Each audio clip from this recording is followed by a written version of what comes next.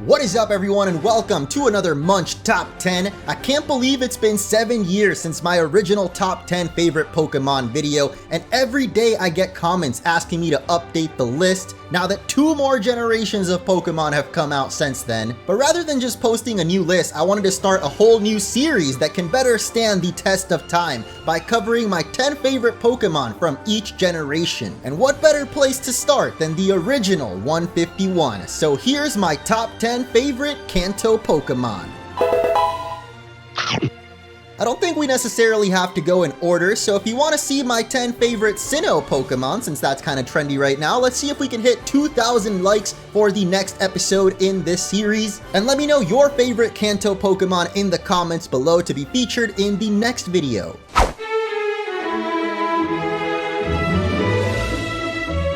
MAGIKARP is a true legend of the Pokemon universe. From countless memes, hilarious anime appearances, tons of merchandise, and even a song dedicated to its uselessness, MAGIKARP has cemented itself as the most popular, weakest Pokemon ever. I love that it's based on the Chinese legend of Dragon Gate, where carp that leaped over this waterfall would become dragons. Which of course is a reference to its evolution Gyarados, who's not actually a dragon type, but still one of the most badass Pokemon out there. But we're talking about Lil Carp here, who I think is one of the only Pokemon to have appeared in every single mainline Pokemon game. If you've been watching my channel for a while, you know I love my boy Stunfisk, but MAGIKARP splashed so Stunfisk could flop. We gotta pay respects to the original, who's inspired countless others to thrive despite being dealt the worst possible hand in life. Stay splashing, friend. Meowth. That's right. I can't deny my love for Meowth mainly derives from Team Rocket's Meowth in the Pokemon anime, one of the few Pokemon capable of human speech, and man is he a mouthful. Constantly delivering some of the best jokes in the whole series and giving us insight to how Pokemon feel by translating for them. In the games, Meowth has also been blessed with 2 regional variants back to back and one of the best Gigantamax forms out there, though to be fair, it's kinda hard to compete with the long cap meme. It's also the only Pokemon that can naturally learn Payday by level up, and who doesn't love money? So honestly, what's not to like about Meowth? I honestly hope they add even more regional forms for it in future generations so I can build up my army of crazy rich kittens. 25 years later, and Dragonite is still the best dragon flying type. Come on, you're really gonna tell me this floating croissant is better than our happy lad? Don't even get me started on Noivern, there ain't no competition there. Actually, I forgot about Rayquaza, but that's a legendary, so we're not gonna count it. So let's focus back on Dragonite, who's always been super interesting to me because it looks nothing like its pre-evolutions. Like, how do you go from this sleek, blue, majestic snake to an absolute dingus dragon? And is it just me, or does Dragonite look different with each new appearance? Sometimes he's chonky, most of the time goofy, and in Gen 5 he was randomly skinny, but don't let its looks fool you. Dragonite may seem like the huggable Barney type, but it can be one of the most devastating Drakes with a vast pool of moves and the multi-scale ability, making the first ever dragon Pokemon still one of the best.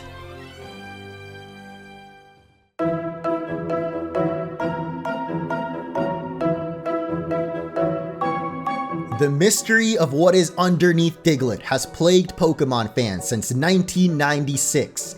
Could an eldritch horror too terrifying to be seen by human eyes be laying dormant under the guise of a mere mole? Could our dear friend Brock of Pewter be hiding his pervy peeping under the pebbles? Maybe deep down 20,000 leagues through the Earth's core there's just another Diglett waiting to be discovered? Or could it really just be feet, as Pokemon Mystery Dungeon wants us to believe? I have so many more questions regarding this little Pokemon. Why can it learn the TM for cut or hone claws? Is it really just a simple mole with paws and feet burrowed underneath? Or is it a little robot and out of that nose comes like a knife or katana that can slice you open? Is that even its nose, or is it actually a mouth screaming in pain?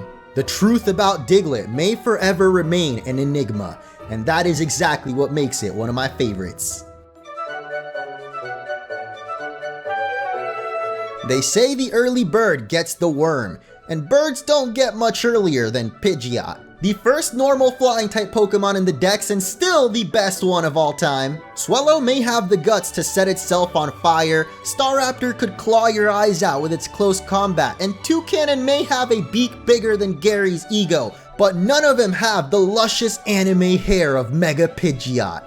I honestly didn't think much of Pidgeot until Mega Evolution brought out its true potential, harnessing the swag and power of Super Saiyan 2 Gohan and given some much needed buffs to its stats. With Mach 2 speeds and amazing special attack, it can unleash devastating hurricanes that are sure to hit thanks to its no guard ability, making it one of my favorite Mega Evolutions to use in battle and an absolute stud among its flying comrades. This next Pokemon has made me realize that most of my love for Gen 1 comes from the anime rather than the games, because I didn't actually get to really play until Ruby Sapphire came out, because, I don't know, I guess my parents thought I was too dumb to play the first gen. Anyway, I was obsessed with Fire Red and Leaf Green, specifically hunting down the legendaries in those games, which brings us to...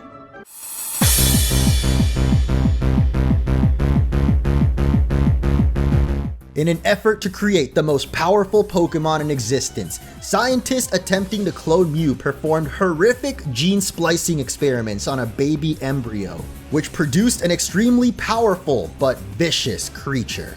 And this is the origin of the most badass Pokemon of all time. Mewtwo was destined for stardom when it burst onto the big screen and helped propel Pokemon to the mainstream in Pokemon the first movie. If you were alive at that time, I know you remember having or being super jealous of people with that gold-plated Mewtwo card. Man, I wish I still had mine. Mewtwo was so well liked it soon inspired the first Pokemon anime special, continuing its story from the movie, and has stayed at the top of popularity charts since. Starring as the villain in the live-action Detective Pikachu, and even getting a CGI remake of its original movie, which I like to pretend doesn't exist. Like, what the frick is going on here? Brock, what are you doing, dude? To be fair, the Pokemon look fine. Well, Pikachu looks alright, but like, that ain't my Ash. Game Freak is well aware of Mewtwo's clout too, as they gave it 2 insane Mega Evolutions, each highlighting a different side of its power, with Mega Mewtwo X straight up looking like a Dragon Ball villain,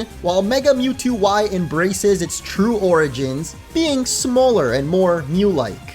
I gotta say, I kind of prefer Mewtwo Y. I don't know why, but that's just how it is. Mewtwo's influence is even felt in the highest academic circles, as seniors have quoted its iconic monologue in their yearbooks, forever immortalizing this psychic cat's words of wisdom.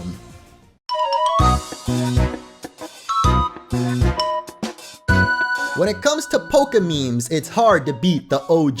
From its first appearance, Slowpoke has been the butt of the joke, literally having its tail sold as a rare delicacy in many regions. In fact, its tail is tasty even to other Pokemon, which is why Shellder will often bite into it, causing Slowpoke to evolve and somehow look even dumber. In the Galar region, apparently Slowpoke's got a little mustard on it, making the tail have a spicy taste instead, and if you haven't realized by now, I only put Slowpoke on here because I really want to taste its tail. Like, that shit's gotta be delicious if it's selling for almost 10K in Johto.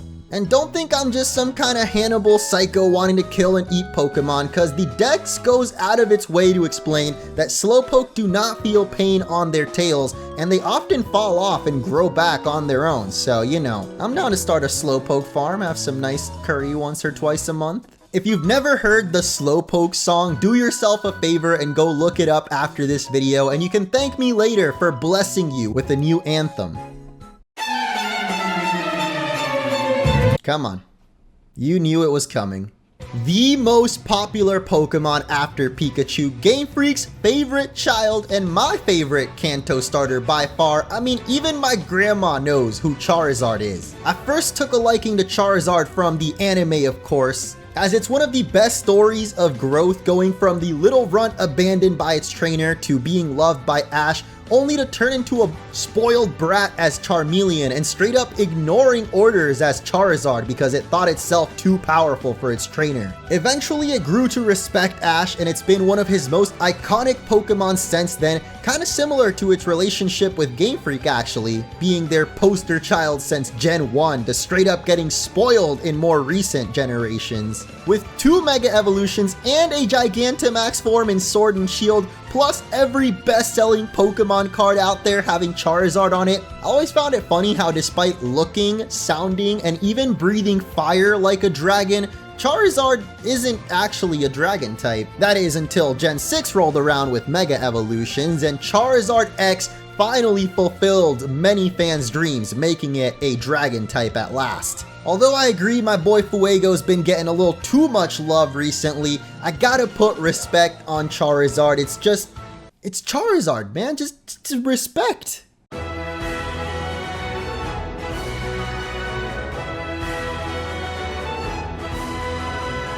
Fabi the Beast. I'm sure longtime viewers aren't surprised at all to see it with how often I express my love for Ninetales, which became one of my favorite Pokemon when I started Nuzlocking, and specifically the brutal challenge of the ROM hack Sacred Gold. This playthrough is where Fabi was born, a Ninetales with drought who against all the odds carried me through so many battles and instantly became a mascot for my channel. In Japanese folklore, there are yokai called kitsune, which are supernatural foxes that possess powers like fire breathing and shape-shifting, and that is obviously what Ninetales is based off, but I really wish it had a secondary typing to reflect that. Like, imagine Ninetales as a ghost fire or psychic fire type. It would probably be my favorite Pokemon of all time. Thankfully, this was fixed with the announcement of Alolan forms in Pokemon Sun and Moon, and I absolutely lost it when the Ice Fairy type Ninetales was revealed, finally giving it a unique dual typing.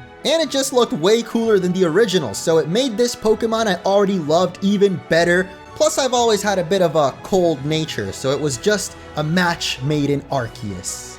With how often I talk about my love for Ninetales, you're probably wondering how it's not in the #1 spot. And to that I say, why choose just one Pokemon when you can catch them all?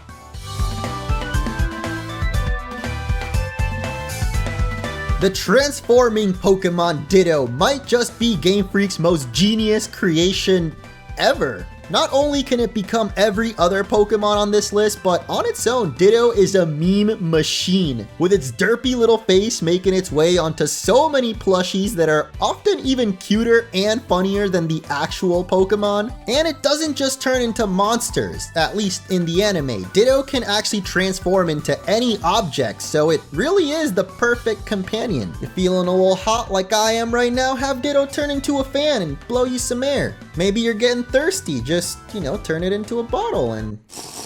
Wait, am I drinking Ditto's blood right now?